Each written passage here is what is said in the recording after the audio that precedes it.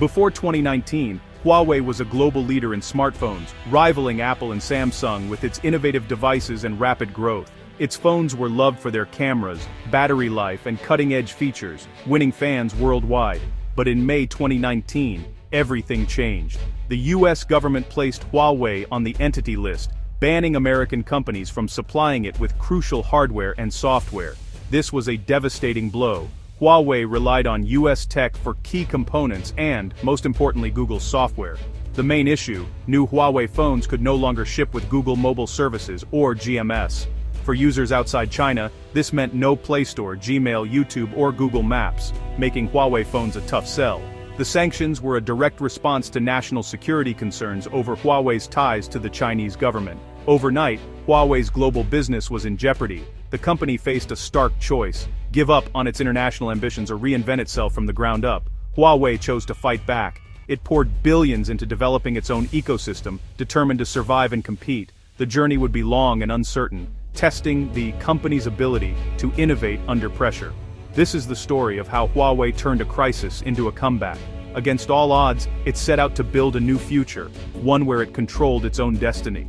The world watched as Huawei began its boldest transformation yet. Would it succeed or fade into tech history? Let's find out. To grasp the impact of the sanctions, you need to understand Google Mobile Services, or GMS. GMS is the backbone of Android outside China, providing the Play Store, push notifications, location services, and more. Without GMS, a phone loses access to essential apps and features.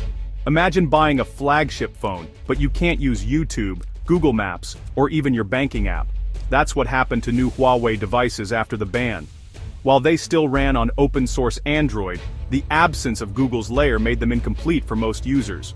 Many third-party apps also rely on GMS to function, so even if you could install them, they might not work right.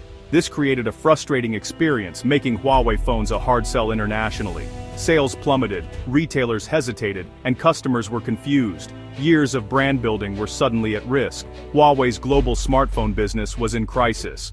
The company needed a solution, and fast.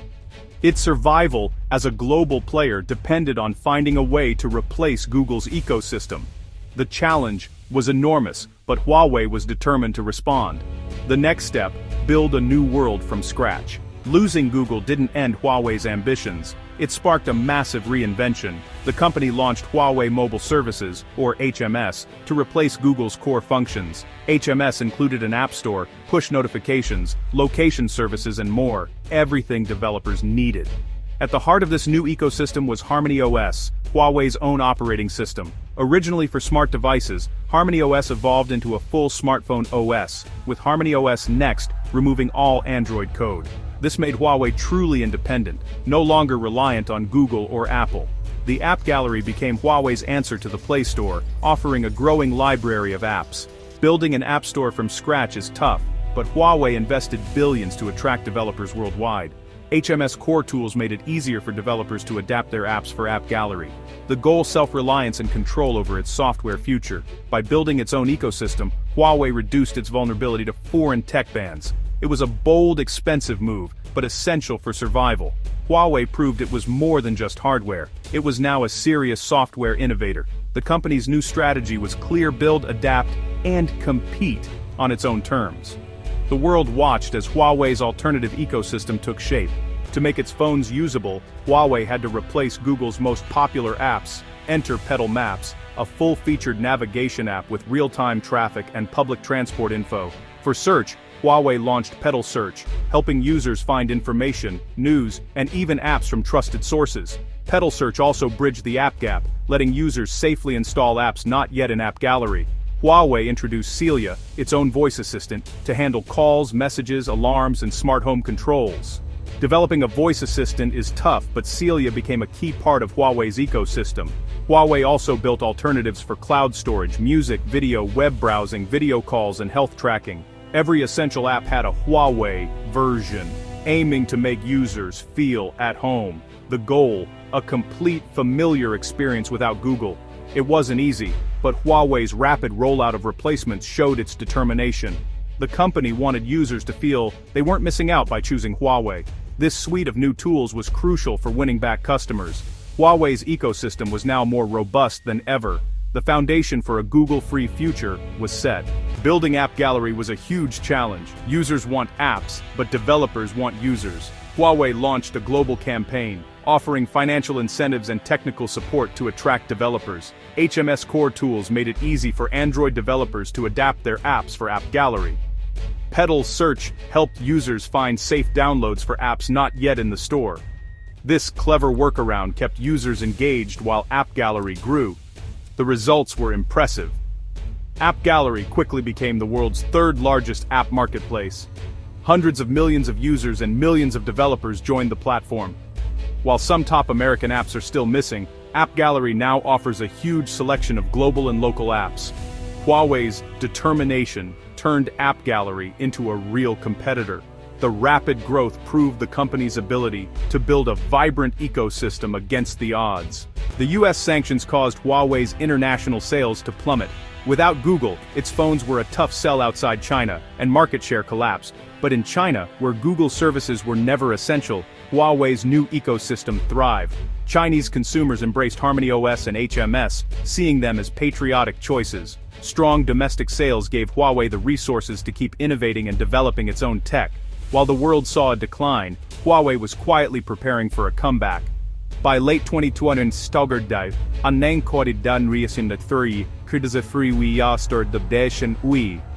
On it was once again a top player in China, challenging even Apple. Huawei's domestic strength became the launchpad for its global resurgence. The real turning point came in August 2023 with the Mate 60 series. The phone featured a domestically produced advanced 7nm chip, the Kirin 9000S, defying US sanctions. This breakthrough proved Huawei could innovate in hardware, not just software. The Mate 60 sold out instantly in China, becoming a symbol of tech independence.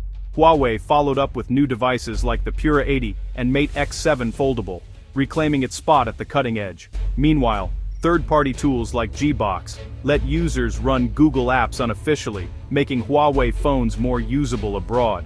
Huawei's dual approach, building its own tech and supporting workarounds, was key to its comeback. It showed resilience in both hardware and software. The company not only survived, but emerged stronger and more independent. Huawei's fightback inspired the tech world. The comeback was real.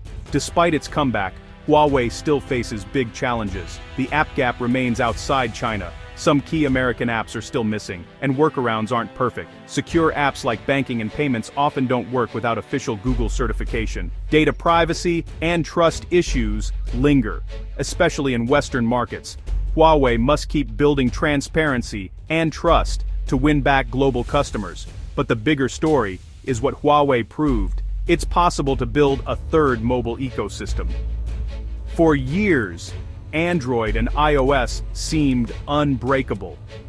Huawei showed that innovation and determination can create real competition. More competition means better choices and prices for consumers.